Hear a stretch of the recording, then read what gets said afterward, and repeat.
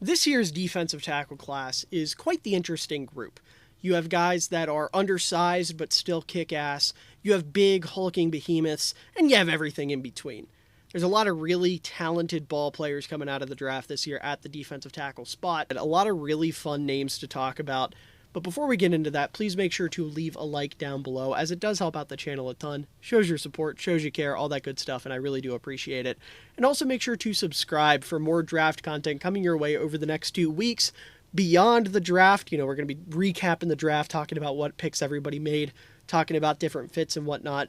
And then throughout the offseason, we'll probably still talk about, or throughout the summer, rather, we're still in the offseason, but throughout the summer, we'll probably still be talking about the draft and talking about different teams and what they're going to be doing next year and all that good stuff. Bunch of NFL content coming your way, basically, you won't want to miss.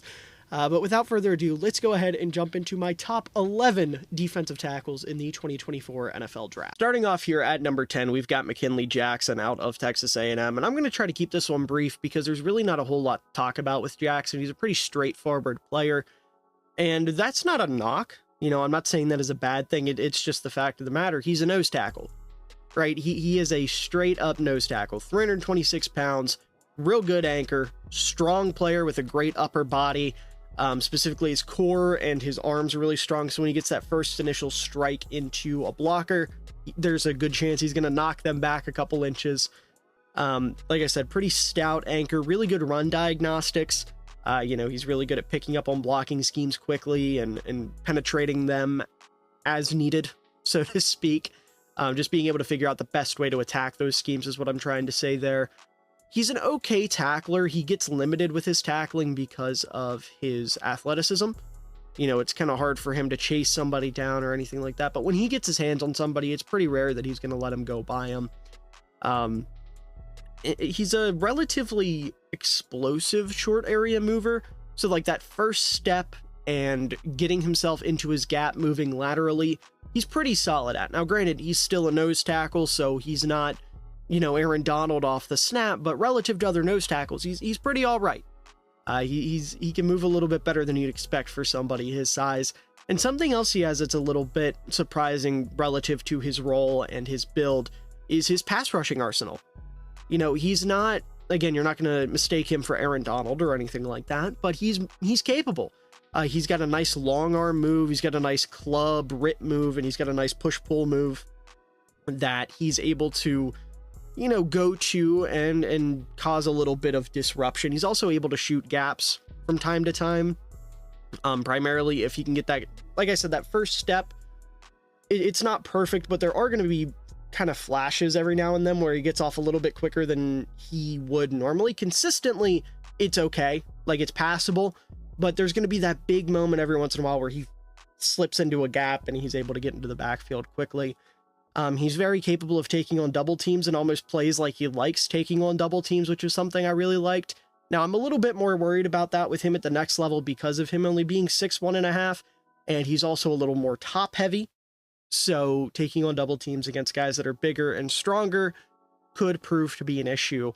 But I think Jackson is definitely someone that could come out and, just really wow a team that's looking for an aggressive physical nose tackle that can, play that role for them. And, nowadays in the NFL, you don't want as much of the traditional big, hulking, only run defending nose tackle. Him having a little bit of those pass rushing chops could definitely prove to be beneficial for him. So, I don't think he'll go as early as round 4. I think it would be worth taking in the 4th round, but he reminds me a little bit of Aleem McNeil, who's kind of in the same boat, where, he's a smaller nose tackle that's a little bit better of a pass rusher than most nose tackles. So I like Jackson. I think he's got what it takes. It's just kind of a matter of getting him in the right system that'll know how to utilize an undersized nose tackle like him.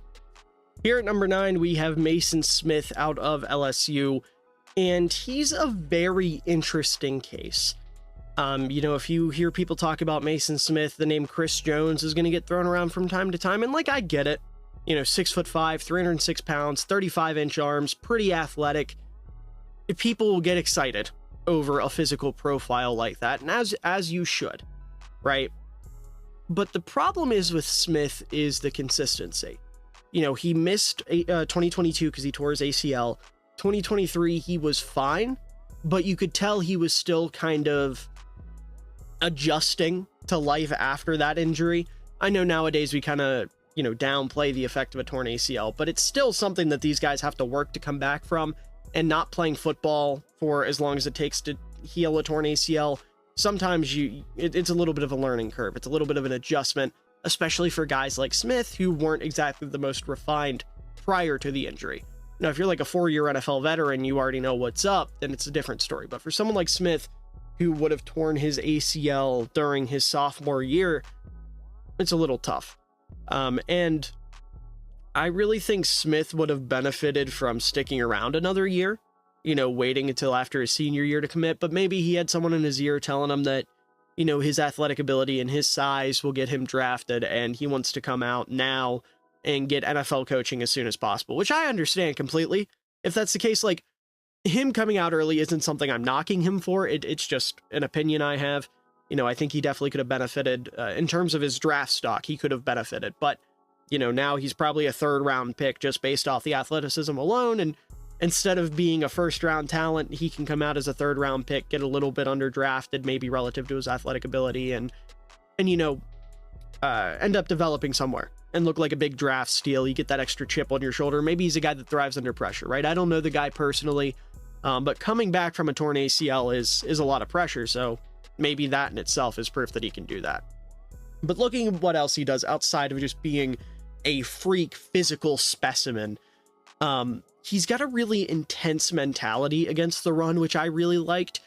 He's got this big build, a lot of strength, that it's not super strong, but it's super strong is the wrong way to put it. He's not the Hulk, but he's pretty damn strong is the best way to put it. So you pair those two things with the mentality of, okay, I want to go back there and I want to kill somebody. You get a strong, stout run defender. And I love that. He's pretty hard to block one-on-one. He's going to stack and shed quickly and efficiently. He's not perfect there, and we'll talk about it. He's very capable of winning with a swim move. That's kind of the only move in his bag, hence the C Arsenal grade, but it's very effective. It's a very, very effective swim move. And then also as a pass rusher, he's got a quick first step that can be a little inconsistent, but when it's on. And he's pretty okay in terms of bend. Possesses a lot more bend than you'd expect from a 6'5", 300-pound defensive lineman. And he played just under 1,000 snaps in college, so still raw, still young. But there are some issues, obviously, with the run diagnostics. It's just he has to really see it to know. He's not a big feel in the run game type of guy. And also that aggression will get him into trouble where he'll shoot gaps early, or, just be so focused on getting in the backfield that he'll lose sight of the ball, things like that. So you got to kind of reel him in and be like, hey man, listen, I know you want to kill the guy. I love that, but you got to know where he's at to do that, right? His bull rush is pretty underwhelming given his size and his athletic traits. And I think that's mostly how do I want to put this? It's not an athletic thing, because he's got the strength and he's got the frame and the length, obviously, to be a formidable bull rusher. It almost seems like it's more of a technique thing, or I don't want to say an effort thing, but his leg drive stalls out more often than you'd like to see. And that's kind of where that comes from. So I think you just got to get it in his head like, hey man, you're massive. You got long ass arms. People can't get a hand on you if you plant your hands in their chest. Just get in there and move, right? His pad level is pretty inconsistent, which is going to be an issue with somebody that's 6'5". And, he's just raw. He's just really, really raw. And a lot of his issues I do think can be fixed with coaching, can be fixed with a little bit of development. So here's to hoping he goes somewhere that, is going to develop him well and is going to do a good job with that. In terms of my comp here, I've got Gervon Dexter, who, if you're a Bears fan like myself, Dexter was somewhat similar as a prospect coming out. Now, his issues were different, but it was the same idea. You've got this big, hulking behemoth of a defensive lineman that needed some development. He comes in, Coach Flus worked his magic, and Dexter was one of the more underrated rookies last year. I mean, he was an awesome run defender and grew as a pass rusher every single week. Ended up becoming part of a very formidable defensive line once Montez Sweat came to town. So, maybe Smith can have that same trajectory, because, and I'll tell you right now, I like Smith coming out a little bit more than Dexter, primarily because Dexter, his first step was weird and didn't make any sense. But I think Smith's a little bit less raw than Dexter. I think he might be a little bit better in terms of athletic ability as well. Might be a little more athletic, not quite as strong, but more athletic. So the sky's the limit for Smith if he ends up in the right spot. Like I said, that's kind of the key here. It's really just got to be, he's got to end up somewhere that understands he's a, multi-year project. He's not coming in day one to be a game wrecker. You got to work with him. And if that's the case, I think he can be something special at the next level for sure. Next up at number 8, we've got a little bit of a faller on my board, and that is T'Vondre Sweat out of Texas. And I'm going to tell you right now, when I watched Sweat initially, just going off of what he does on the field, he dropped from 4 to 8 on my interior defensive line rankings. And that's saying a lot, because the guy I have at 4 right now might be my personal favorite defensive lineman in the class. Just obviously not the best. But when it comes to Sweat, the big concern, obviously, is the off the field stuff. Gets arrested a few weeks before the draft, gets caught smoking weed while driving, gets a DUI. And maybe I'm a little too old school for this. Maybe I'm overreacting just a tad. If I am, let me know in the comments below, because I'd love to get other opinions on this. But when it comes to driving under the influence or operating a vehicle under the influence of anything, whether it's alcohol, weed, a different drug, even being like dead tired, there's really no excuse. We live in a world now where there's so many awesome alternatives, whether it's, getting a friend, he's a big time football player at Texas. I'm sure he's got buddies that would drive him around. You can get an Uber. There's other rideshare services. Like, there are plenty of options to not drive a vehicle under the influence. So I have a no tolerance policy for this kind of stuff. I really don't. And I'm aware this isn't the worst possible thing he could do, and the NFL employs much worse people than T'Vondre Sweat. I don't even think T'Vondre Sweat's a bad person. I just think he made a really dumb mistake. But, our actions have consequences. But I wanted to bring that up because I know there will be that one guy in the comments. It's like, well, you want to call out Sweat, but you're okay with the NFL employing Deshaun Watson. No, I'm not. I'm really not. I hate that shit. I don't even want to get into that because it's a whole other conversation. But I just want to put it out there. I'm fully aware T'Vondre Sweat is not like the worst human being on the planet or anything like that. Won't even be the worst human being in the NFL. I'm sure he's a great, bright guy. I'm sure he's super smart. But he made a dumb mistake, and that mistake is going to cost him. This is the real world. He is an adult. He should know better. And I'm not saying it's going to cost him his career or anything like that. I don't think he's going to go undrafted. I still have a 3rd round grade on him. And that's 3rd round's pretty damn generous for a nose tackle, right? So that tells you how good he is as a player. It's just when you take that into consideration and the whole partying thing, and listen, I'm in college. I get it. I don't go to a lot of parties myself. And maybe there's a tiny little part of me subconsciously that's just a little bit bitter. But realistically, like the partying thing, once you get to the NFL, there's still time to have fun. I'm not saying it's got to be all business all the time, but you got to know how to regulate it. It's everything is good in moderation. I almost forgot the word there.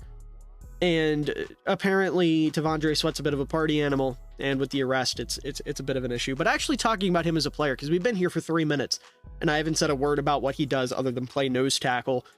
6'4.5", 366 pounds, just over 33-inch arms as a nose tackle. Holy Toledo, dude.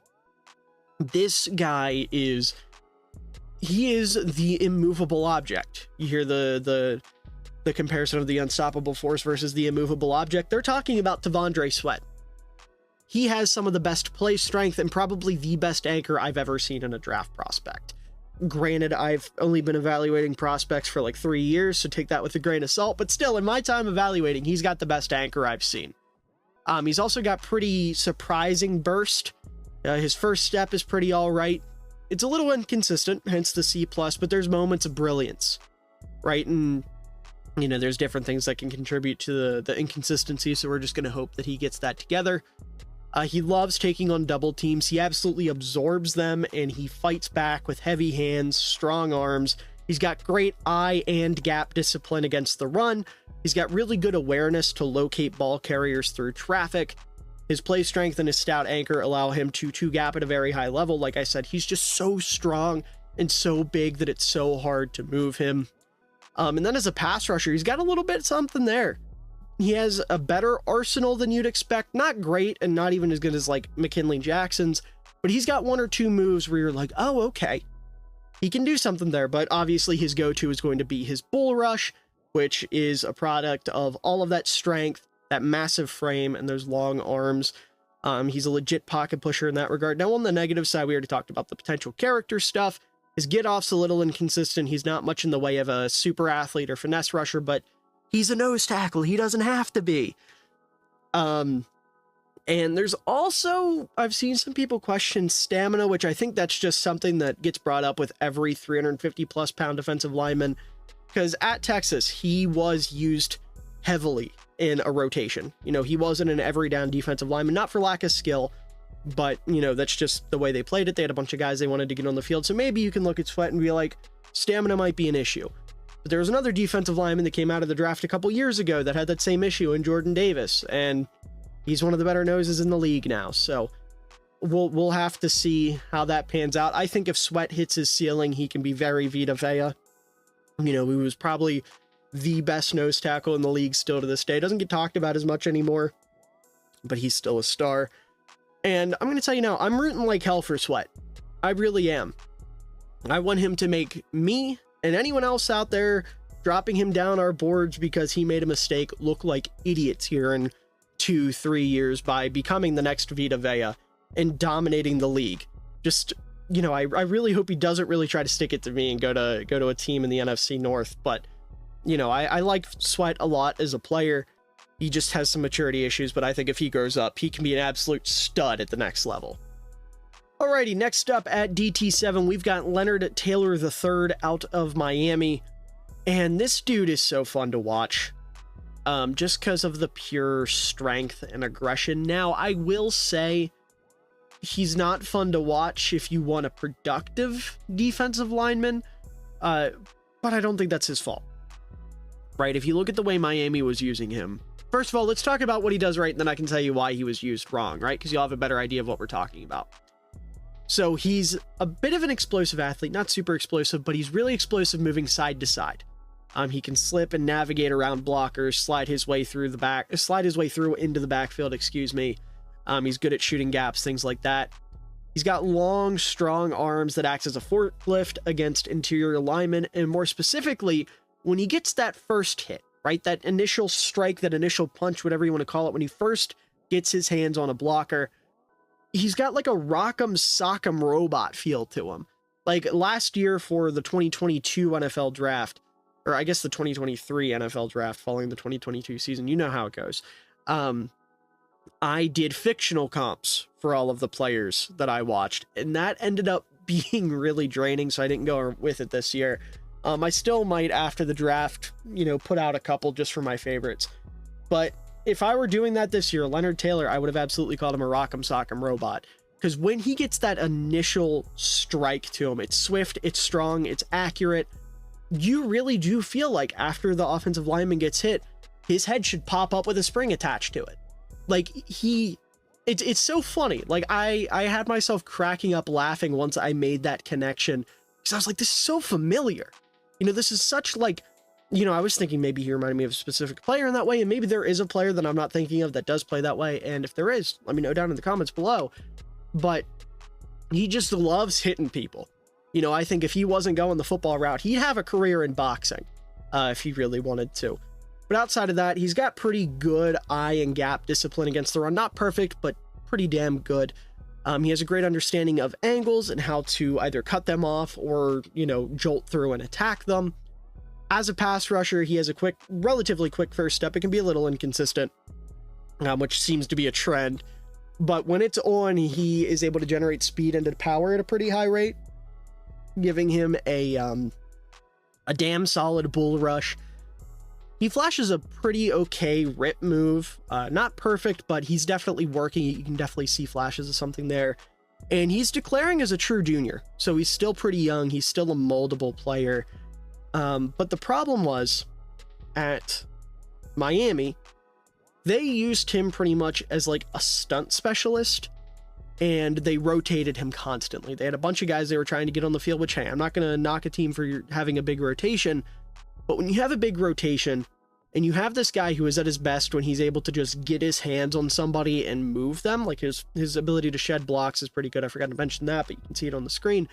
When he's at his best, just getting his hands on somebody and moving them, and you're saying, hey, go loop, or hey, go sit down and let this guy run by you. Like, you're not using your player to the best of their ability. It honestly gives me slightly similar vibes to what Gervon Dexter was dealing with at Florida, where you have this freak athlete who was a mauler against the run and is a capable pass rusher, specifically because of his bull rush, but you're telling him to stand straight up off the snap and, you know, mirror offensive linemen, which I'm not making that up. That is something that Dexter has gone on record saying he was told to do in college, was mirror offensive linemen. That's a bit more egregious, obviously, but the idea is still there. You have this defensive lineman who's good and has a lot of potential, but you're hindering him by telling him to do something that just doesn't apply to his skill set. So I'm really glad he's coming out early, because he's going to get real coaching. Coaches in the NFL are going to see what he's good at and be like, oh, hey, let's use you how you're meant to be used, right? Now, as a kind of repercussion of using him wrong, it felt like he wanted to make the most out of every, like, actual pure run defense rep he got. So he could get a little over aggressive at times. And I think as you kind of reel him back and put him in a more solidified role where he's doing what he needs to be doing, he'll kind of figure that out. His pad level's a little inconsistent. Just got to get him to get a little bit lower there. It's a pretty raw pass rusher. But again, when your entire pass rushing task is to either loop or, you know, what's the word I'm looking for here? It's not a pin. Maybe it is a pin. I don't know. The point is, like, you take up that space and let somebody loop around you. The word is completely escaping my mind today. I'm a little scatterbrained right now doing these draft profiles and scouting and working on final projects because I'm in my last 3 weeks of college right now. It's a hectic week, so excuse me on that front, but you know what I'm referring to there. So I think Taylor put him in a real role, put him in a role that he's comfortable in, put him in a position to actually play the way he should be playing. I think he can be a damn good defensive tackle, and I'm excited to see what he's going to do in the league, because he got dealt a shit hand in college, and he deserves to go somewhere and dominate. And one more thing I almost forgot here. My comp for him is Christian Barmore. That's almost more of a low-end comp, but I'm playing it safe because he is coming out as a raw, true junior. High-end, I think he can be Christian Wilkins. He gives me very Christian Wilkins vibes, and ironically, I think the best landing spot for him would be the Miami Dolphins, where he can go learn from Zach Seiler and the wonderful defensive coaches they have in Miami, and he can play that role that Wilkins was playing for them before he left and went to the Raiders. So I'd love to see Leonard Taylor stay in Miami, just get him away from Miami's coaching staff, the University of Miami, that is. Here's where things start to get a little bit interesting as we get to my DT4C. We've got a three-way tie for fourth place, and I'm going to tell you right now, the guy at the top is the middle ground of B and C. So B very much leans more into pass rushing, C here leans very much more into run defense, and then A is kind of the perfect middle and also, in my opinion, has the highest upside of the three. But starting out here with 4C, we've got Chris Jenkins Jr. out of Michigan. Just a big athletic run defender, right? Now, he's not quite as big as his old man. Obviously, he is the son of former All-Pro nose tackle Chris Jenkins, who spent 10 years in the league, was what, 2-time All-Pro, 4-time Pro Bowler, just an absolute bowling ball of a human, a true space eater. And while Junior isn't quite as big, 6'2.5", 300 pounds, as opposed to like 6'4", 6'5", 350, something like that. I don't actually know offhand, but your more traditional early 2000s nose build. He still has 34-inch arms, and he uses his size well. He's able to use his size a lot better than you'd expect in run defense. So taking a look at what Junior does good, first of all, he clearly spent a lot of time in the lab studying with his old man, because his run diagnostics are awesome. Now, they're not perfect, still a little bit of room to grow, but they're about as good as you could possibly want from a prospect. Right, he's got great eye discipline, very hard to fool him with play action, options, read options, anything like that. He's very quick to diagnose the run. When he sees it, he shoots, right? It doesn't take him long to figure out what's going on. He's very instinctive as well, which helps a lot in that regard. He's got a stout anchor, so he's able to take on double teams. He's able to two-gap pretty well. His long arms obviously help in that regard. He's got a pretty consistent first step. He's going to be one of the first guys off the ball, despite being more of a nose tackle-ish at Michigan. He's pretty quick, really good lateral agility, really good at going from gap to gap. Real strong, real strong. He's not the Hulk, but he's not far off.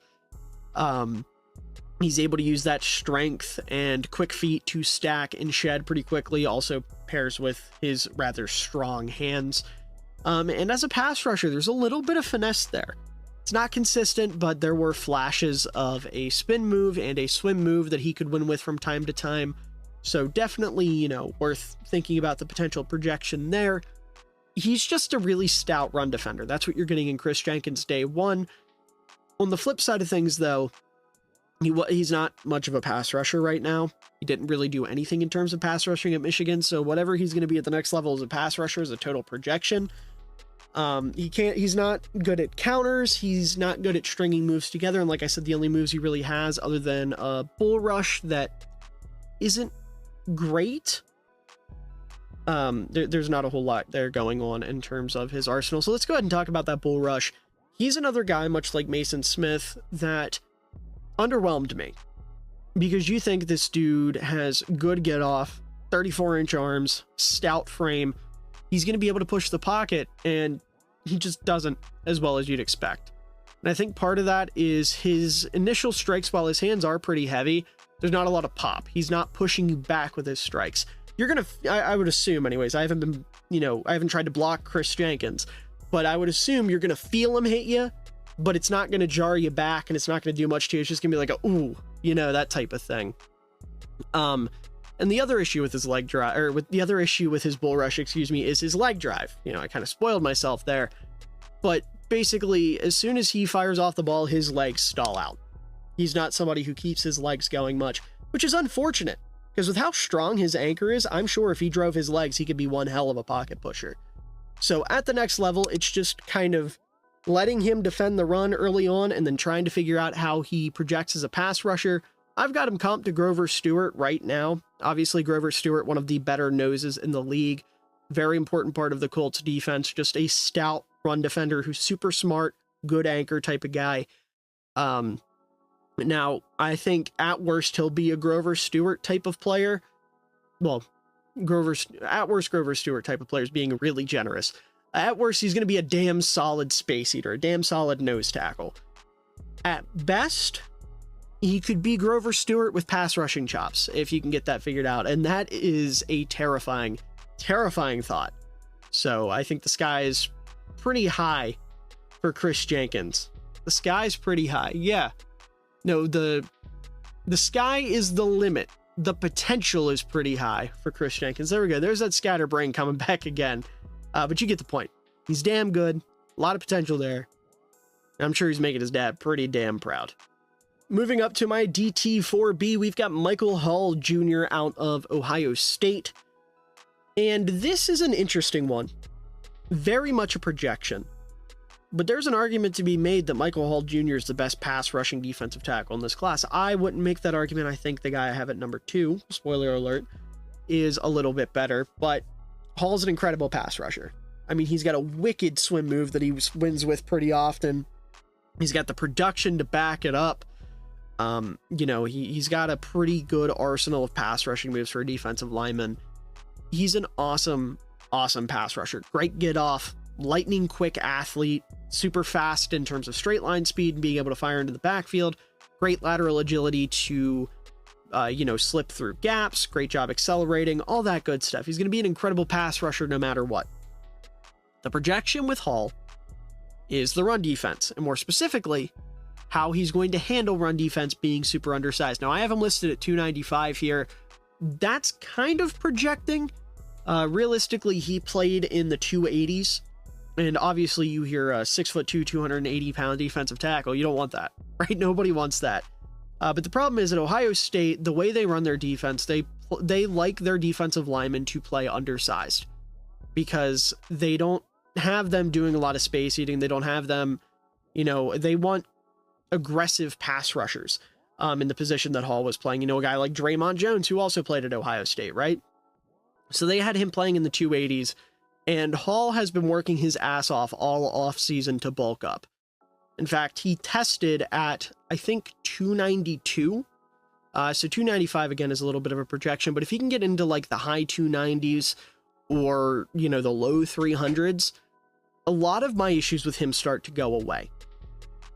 Right now, he's somebody that doesn't have a good anchor, isn't super strong. That kind of stuff, if he can bulk up and learn how to use that weight, and it's healthy weight. It's not like the dude's just sitting on his couch eating Cheetos all day. It's like he's working his ass off to build up muscle, to build up heavy weight, or to build up healthy weight, He's working hard, and I respect the hell out of that dedication to get bigger. But like I said, he tested at like 290, and a lot of people thought that his testing would suck. But at his pro day, he ran a 4.78 40, had a 9.25 10-yard split, 33-inch vertical, 9-foot 3-inch broad jump, all unofficial, but still, that's pretty damn good for someone who was pushing 300 pounds. For reference, did Jenkins run? Yeah, Jenkins, who is 299, ran a 4.91. So a whole 0.2 seconds faster, which is, or just under 0.2 seconds faster, is pretty impressive. That matters quite a bit in terms of the testing numbers. And I'm not going to evaluate him solely off of testing numbers, obviously, but looking at some of the other stuff going on here with Hall, talked about his athletic ability already. Red hot motor, loves getting after it every single play. He does not have quit in him at all. His length proportionate to the rest of his body is pretty damn solid. 33.5-inch arms is pretty good. He's good at shedding blocks thanks to quick feet and strong, active hands. His core balance and his shed strength are a little bit better than you'd expect for somebody his size. He's really good at handling one-on-ones just because of how quick he is. If you try to block him one-on-one, it's not going to work. Now at the NFL level, we'll see where everybody's bigger, faster, and stronger, but in college, they couldn't handle him. He's a solid tackler as well, doesn't let guys get by him if he can get a hold of them. His run diagnostics are pretty okay. Not great, but there's a baseline there that you can work off of. Negative though, like I said, the size isn't great, not much of an anchor, play strength's pretty rough. Against double teams, he's going to get swallowed up just because of how small he is. Hopefully bulking up will help that out. And his hand placement, even though his hands, when he gets a hold of you, are really strong, it's not consistent. There needs to be more consistency with that hand placement, so we'll have to see how that goes. But if he bulks up successfully and doesn't lose any of the pass rushing ability, doesn't lose any of the quickness, which it doesn't look like he's going to, Hall can be a star. I have him comped to Draymond Jones, who went through a pretty similar career path, was playing undersized a little bit at Ohio State. Bulked up a little bit. He stayed undersized and has played more of like a 3-4 defensive end type of role, 3-tech type of role. And I think that's what Hall's going to do, but be a little bit bigger, judging by the way he's been bulking up. But if he can at least be Draymond Jones, I think that's a major win. Jones is one of the better pass rushing 3-techs in the league, and I think Hall can be exactly that. Wrapping up our little tie here, we've got Ruke Orhorhoro out of Clemson as my DT4A. And first and foremost, this is my favorite defensive tackle in this class. He's not the best, obviously. There's a reason why he's at 4, but he is my favorite. I had the most fun watching Ruke. I am absolutely obsessed with what he brings to the table, and his potential gives me vibes of a certain player that you can already see on the screen, and we'll talk about it, that I am known to be a very big fan of. I've talked about him here on the channel. I've talked about him countless times on Twitter, TikTok, to my friends. Like, I love the guy I have him comp to, and I see a lot of him in Ruke. With that out of the way, let's address the other elephant in the room. Best name in the draft. Sorry to guys like Talise Fuanga or Kingsley Suamataia, Roma Dunze, Brock Bowers. Who else is out there? Junior Colson's a pretty killer name. Kool-Aid McKinstry. Sorry to all those guys. But you're not topping Rook Arororo. You're not. You're not. I love this dude. And like I said, the reason he's at the top of our tie here is because I think he is, as of right now, the middle ground between Hall and Jenkins. But I also think of the three, he has the highest ceiling. Like Hall, you can only improve your play strength so much. Jenkins, there's a lot of work to be done as a pass rusher. Whereas Rook, like, he's already a pretty damn good run defender. There's some work to be done there still, obviously, coming out of college. And, you know, you develop a little bit when you get to the league. But as a pass rusher, his floor is pretty okay. So let's go ahead and talk about what Rook brings to the table. You've got a sturdy frame with good length that doesn't get bullied despite him being a little skinnier. You know, 294 pounds, not the biggest guy in the world there, but 6'4", 34-inch arms. You love to see it. He's a plus athlete with good lateral quickness. Very good at getting that first step to slide into a gap, things like that. Very high energy player with a motor that is always running hot. Listen, dude, Rook does not know the word quit. He's never heard of it. He has no idea what it means. He loves going at it 150% every single play. And I love it. He's got really good play strength with a damn solid anchor. His eye discipline, gap discipline, and overall technique in run defense are absolutely outstanding. He sets a very strong edge when he's put in position to do so. Now, at Clemson, he was playing all across the defensive line. They'd move him, so when he was out on the edge, he was setting very strong edges. Another thing that Justin Madubuike is known for doing. We'll talk about him. I don't want to jump the gun there, but just for reference. At the point of attack, there's a ton of pop and power in his hands. You know, that initial strike. He's not quite Leonard Taylor, Rock'em Sock'em Robot, but he's not far off. When he was out on the edge, he had pretty good bend from what I could tell. As a pass rusher, he has a couple go-to moves. You know, he's got some swipes, he's got some rips, he's got some, we already talked about the lateral quickness. That gives him a pretty solid baseline as a rusher. Obviously, there's a lot of room to grow there, but it's worth noting. He's a very versatile player who can line up all across the defensive line. And at worst, I think Rook is going to be a killer run defender. You know, I don't have it listed here, but if you read my article where I wrote about all these guys, my low-end comp, because you see high next to Madubuike, my low-end comp for Rook is Shelby Harris, who nobody's talking about. God, I wish I had Shelby Harris, right? He's not a superstar. But when Shelby Harris is on your team, you're thinking to yourself, God, I'm so glad we have Shelby Harris. He's a really solid DT2, fantastic DT3 that's a killer run defender. And I think at worst, that's what you're getting out of Rook, right? If all goes wrong, you're getting that. Now, on the negative side of things, again, he's a pretty raw pass rusher. His speed to power, you'd like to see that be a little bit more consistent. The flashes are there and the tools are there. It's just kind of getting that down. And his first step is slightly inconsistent, but not for a lack of athletic tools. So you'd like to see that kind of get a little bit better. It's a timing the snap thing for him. But again, my comp for him, Justin Madubuike, very similar players coming out. Big athletic run defenders that needed to learn how to rush the passer. Justin Madubuike obviously just got paid $100 million because he learned how to rush the passer, excuse me. I think Rook can do the same thing. I am obsessed with Rook. He is my number one, my guy in this class, I think.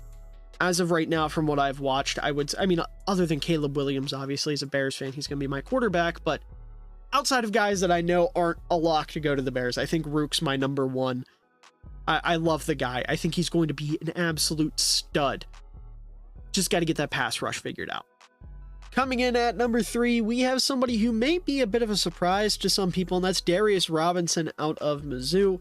And the reason I say he may be a bit of a surprise is I've seen most people consider him an edge right? An edge rusher, because that's what he played at Mizzou. But personally, I think his skill set will translate much better to the interior of the defensive line. Just got to bulk up a little bit, right? 6'5", 285 pounds. Maybe you could play him at 285. Probably ideally, you'd want him to bulk up a little bit there if you're going to play him on the interior. But 34.5-inch arms with incredible play strength and a just great run defender makes for somebody that could be one hell of a 3-tech or like a 3-4 defensive end type of guy. So taking a look at what is great about Robinson here, I already talked about the frame and the length. It's going to make him a handful for anybody, right? He's got incredible play strength and a really stout anchor against run defense. So if he bulks up a little bit, you can see Robinson in 2-gap, I think. I think he's got the ability to do it if you can get him to bulk up a little bit. In terms of run diagnostics, there's a lot of effort there, and the eye and gap discipline are incredible. So not a lot is going to get past him in terms of being able to see it, being able to identify it, then being able to trigger on it. He's able to pry his way through gaps with big, strong hands. It's almost like, you know, there's moments in a movie where somebody has to like stick their fingers in the elevator and pry the elevator door open. That's how Robinson handled double teams at Missouri. Whenever he would be in position to have to deal with one, it was exactly like that. He just gets his hands in there and pries that shit open, which was really fun to see. I definitely liked seeing that on tape when it popped up. He possesses enough pop in his hands to knock linemen off balance. So that initial strike, he's got like a real good right hand strike. Well, right hand, both hands strike. You're not jabbing guys, obviously. I'm sitting here, I don't have my camera on, obviously, but I'm sitting here trying to like find the word for strike. And I'm sitting here punching the air and I'm like, yeah, Robinson's just giving it to him. Got that 1-inch punch, putting it in their chest. But no, seriously, like his initial strike is awesome. Really, really strong hands in that regard. Because of his strong hands, he's able to quickly stack and shed against the run. As a pass rusher, he's got a pretty okay arsenal, with a bag that consists of a couple swims, some snatches, some clubs, some chops, things like that. Definitely better than most defensive tackles are going to have. By edge rusher standards, it's pretty baseline, but, you know, as a defensive lineman, pretty good. And he's got a great motor and great stamina for somebody who's a little bit on the bigger side, so he's always trying to get after it. In terms of weaknesses, his first step is pretty inconsistent. There's going to be times where he's the first guy off the ball. There's going to be times where he's the last guy off the ball, right? It all just depends. He's not fast. You know, his overall foot speed is pretty below average, which is why I think he projects better as a defensive tackle than an edge rusher, you know, a 3-tech specifically. Doesn't accelerate well. His lateral agility is pretty okay. He tends to fire off the ball a little too high. His understanding of angles is not great. He's not great at stringing moves together. You know, it's kind of like I'm going to go in with one move and that's it. If that doesn't work, then I'm just going to start pushing, which in college worked. The NFL level, probably not going to be the case. And he doesn't have a lot of counters to him, which is why his arsenal is only a B. There's that good group of his initial move, but his counters just don't exist. So he reminds me a little bit of Leonard Williams, who has proven to be a pretty stout run defender, roughly the same size, not a super athletic guy. So, you know, we'll have to see what happens with Robinson. I think if you play him off the edge in a 4-3 specifically, you could get away with it. But, you know, I wouldn't expect him to be a 3-4 outside linebacker or anything like that, unless you really slim him down and have him speeding up, because he's pretty slow by edge standards, but by defensive tackle standards, he's not bad in that regard. So I think he projects best as a defensive tackle. I think he'll be a pretty damn good run defender, and it'll be interesting to see where NFL teams think he projects at the next level. All right, getting into our top two, both guys that I have true first round grades on. We've got Johnny Newton out of Illinois, and I know there's a big debate around Murphy and Johnny Newton being 1 and 2, and, you know, the different things that different people are looking for. Me personally, if I'm getting a 3-tech, I want somebody that can do both, right? I don't want somebody who's just good at defending the run. If I did, I'd get a nose tackle. I don't want somebody who's just good at rushing the passer. If I did, I'd draft a guy on day 3 and have him rotate in on obvious passing downs. I want somebody who can do both. And out of these two, Johnny just happens to be the worst at doing both. Now, he's an okay run defender. He's competent. He's not terrible. But when you don't have much in the way of an anchor and you're not the strongest guy in the world, it's hard for me to get excited, right? In that regard. But where you do get excited with Johnny Newton is the pass rushing ability, right? He has active, violent hands that pair with strong arms, a strong upper body to pack a punch at the point of attack. So he's going to knock guys back off of their, out of their stance with his initial strike. And then he's got a deep bag of moves. He's got the swim move that's absolutely lethal. He's got a rip move that he loves to go to that messes guys up. And he's even experimented with the infamous cross chop, right? The move that helped Aaron Donald become arguably the greatest player ever. Johnny Newton's got a little bit of in his bag. It's not consistent and it's not perfect, but if you can get it down, it is the most impossible thing in the world to defend. And he's getting there. Tell you right now, if he was a little bit further along with that cross chop, maybe we'd be having a different conversation for ID2 or IDL2. That's such a weird way to put it. I know I have it listed that way, and technically that's right, because interior defensive line is a better way to put it than defensive tackle, but DT2 sounds better, right? So we'd be having a much different conversation if he was a little bit further along with that cross chop, and I wouldn't be shocked to see him be the most successful defensive tackle from this class if he can get that cross chop figured out.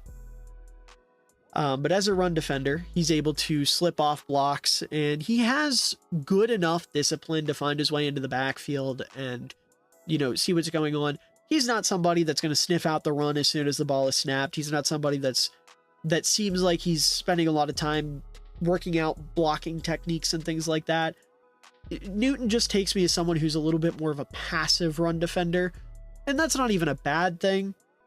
It's just you can tell his heart's in pass rushing, right? And another reason why he's such a successful pass rusher is the athleticism. First of all, he has some of the best lateral agility we've seen in a DT prospect. Absolutely incredible in that regard. Good speed, good acceleration. The play strength isn't great, but that's mostly due to his size. He's not somebody with a super strong lower body. He's not somebody with super long arms, excuse me. So that size and that length isn't great. His anchor limits his ability to bull rush. He's not great in that regard. And then his get off can be a little iffy. There's going to be flashes of brilliance, and I would say almost for the most part, it's a pretty brilliant get off, but there are going to be moments where it's like, Johnny, come on, man. You got to time that a little bit better type of thing. That's something everybody deals with, but I got to bring it up, right? You got to start to nitpick with some of these top guys just so you can talk about something as a negative. Just point out where they need to improve so they can be near perfect, right? And then his pad level can be inconsistent, which is a little bit upsetting given how short he is. Because you'd figure a guy that's that small is going to really make it a point to make sure his pads are at the right level, because if he gets low enough, it's going to be near impossible to block him. But I digress. Point is, Johnny Newton is a straight up technician as a pass rusher. And, I could have just said that and moved on, because really that's what you're getting. He's just an incredible pass rusher that's pretty athletic. And like I said, he's competent against the run. I think he'll make a damn fine DT for anyone else. I wouldn't fault somebody else for having them having him at the top of their board. I can absolutely see the argument to be made. I flipped back and forth for a little while between him and Murphy myself, so I get it. But me personally, I'm planting my flag with Murphy, even though I think Newton is going to be a stud at the next level. And finally, if it wasn't already apparent, at number 1, we have Byron Murphy II out of Texas. And there's some people out there calling him the best defensive player in the class. That's not a take I can personally get behind. I think there are a couple of edge rushers that I like more than Murphy, but he's not far off. I think he's a top 3 defensive player in the class from what I've watched. I know I'm so behind, but I haven't watched any safeties yet.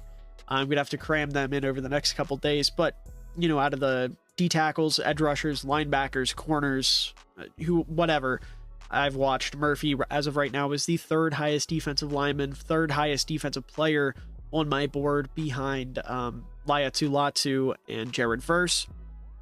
So I think he's incredible. But, when you have a guy that's this size and then a couple other things we'll talk about, I think it's kind of hard to call him the best defensive player in the class. But looking at what he does, I don't want to talk about the negatives here at the start. Let's talk about the good. He's an elite athlete with great speed, great acceleration, and borderline elite lateral agility for the position.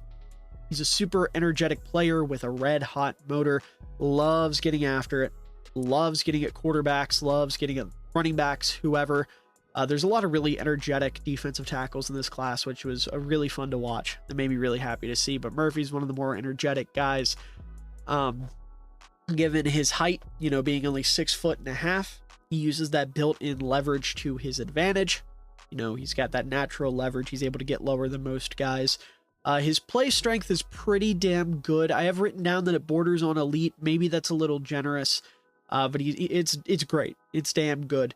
He's great in terms of getting off the ball, lightning quick off the ball. His get off is awesome.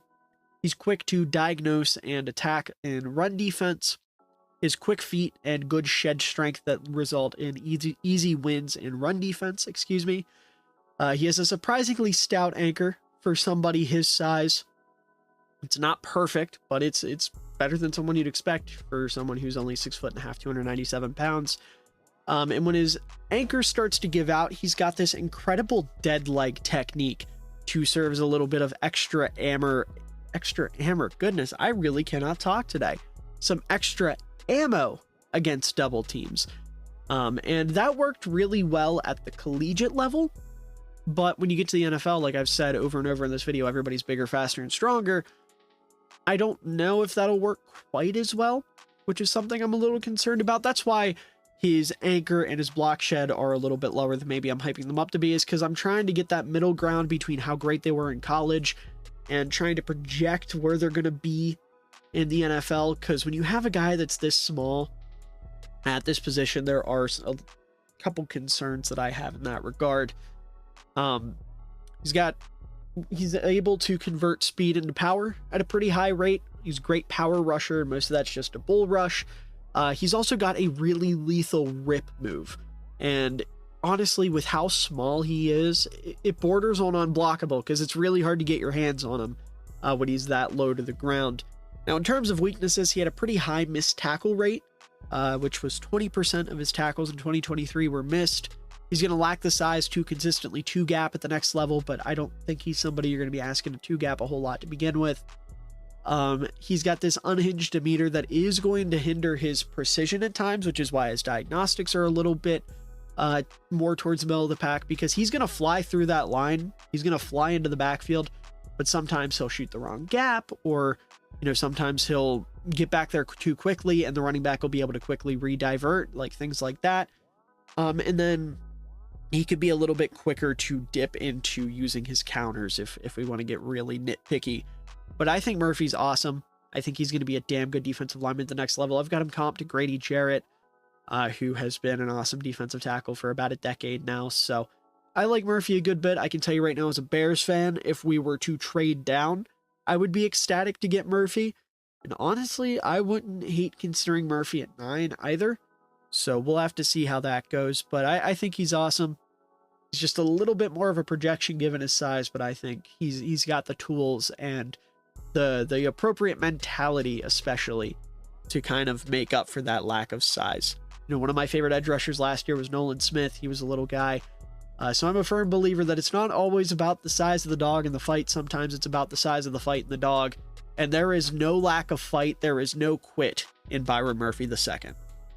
But anyways, folks, that's going to do it for my top 11 defensive tackles in the 2024 NFL Draft. I hope you all enjoyed, and if you did, please make sure to leave a like down below, as I said, as it does help out the channel a ton, shows your support, shows your care, and I really appreciate it. And also make sure to leave a comment down below, tell me what you thought about my list. Do I have some guys too low, too high? Did I leave a name off completely that you think deserves a nod? Do you think Braden Fisk is a little bit more than I did? I know he's somebody that's probably going to garner some opinions in the comments. Where do you stand on the Newton versus Murphy debate? Let me know all that good stuff down in the comments below. I'd love to have a conversation with you all about this class. I think it's a very fun group. I've watched 20 guys, and these are the 10 that stood out to me the most. If you want to check out the other 10 guys I watched, get my opinions on them, I will be posting an article here within the next day or so over on Twitter. There's a link to my Twitter in the description down below. You can go follow me over there, and you'll be able to see when I post my full big board the day of the draft, as well as, different articles talking about the different prospects I watch, things like that. But all that being said, thank you all for watching. And to everyone out there watching, I hope you all have a wonderful day, evening, night, afternoon, whatever time of day it is for you. I hope you enjoy it because you're all wonderful people and you truly deserve it. Had a chance on the throwback. This was an ill-advised throw. What an unbelievable catch by Cole Kmet. And he cups it too. No movement when he hits the ground, tucked up against his shoulder. Wow. Using that